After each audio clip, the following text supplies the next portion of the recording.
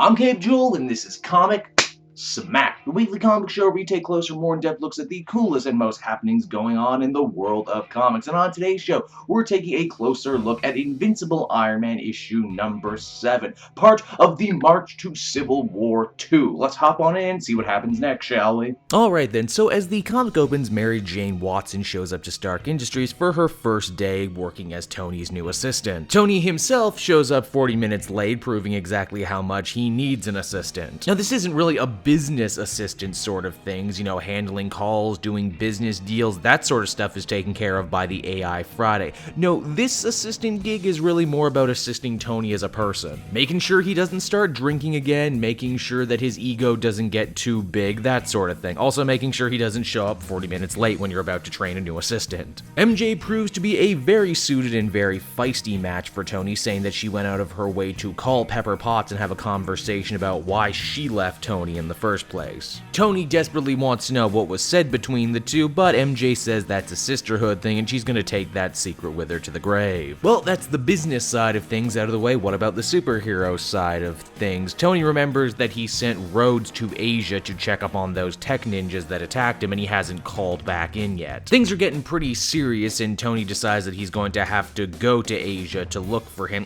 If only they had a friend out there who they could call for some assistance, someone who's been in Asia for a bit, someone who, is more accumulated to the area. Oh, I don't know, maybe someone like Peter Parker? Yeah, it would seem Tony's a little steamed at Parker and Parker Industries. His company is absolutely slaughtering him over in Asia right now, which, as a businessman, he can't abide, even if it is a friend that's doing it. He hopes with MJ to help run his life, Tony can maybe get back to running his business the way it was always meant to be. And hey, well, you have MJ here. She's got an in with Peter Parker, a special emergency phone to call, so maybe Tony can choose now to bury the hatchet and work with Spider-Man once again. There's actually some funny beating around the bush here, like, oh yeah, I know Peter Parker, Spider-Man, I've never heard of Spider-Man, I don't know, some sort of web-slinging guy. Over with Rhodes, we see these strange and mysterious people who have taken War Machine hostage, namely this little girl right here, who when challenged is able to use what seems to be psychic powers to quite literally rip the War Machine armor off Rhodey. Well damn, there's one Iron Avenger down. Too bad you don't have a spare waiting in the wings, or do you? Because the comic transitions over to MIT, where we see a bunch of girls angry at their neighbor for making too much noise. As we can plainly see, this girl is building herself her very own Iron Man armor. Now, originally I thought this girl was Rhodes' niece, who you'll remember that we saw back during the Iron Patriot book, but they call her Lily here, so either she's a brand new character building an Iron Man armor, or this is another classic case of Bendis just forgetting a character's name and inventing a new one. Invincible Iron Man number 7 was a pretty enjoyable start to this newest arc. Despite the marketing though, I'm not exactly sure what about this story gets us on the march for Civil War 2, but hey, whatever. MJ and Tony have themselves a fun little back and forth. I especially liked it when Friday joined the fray. I'm interested in these new villains who can seemingly dismantle armors with their minds, and this new female Iron character, well, that's very interesting too. Overall, I would give this one an 8 out of 10. Hey everyone, thanks so much for watching my newest video. I hope you enjoyed it, and I hope you'll feel like checking out some more videos I have on offer here at Cape Jewel.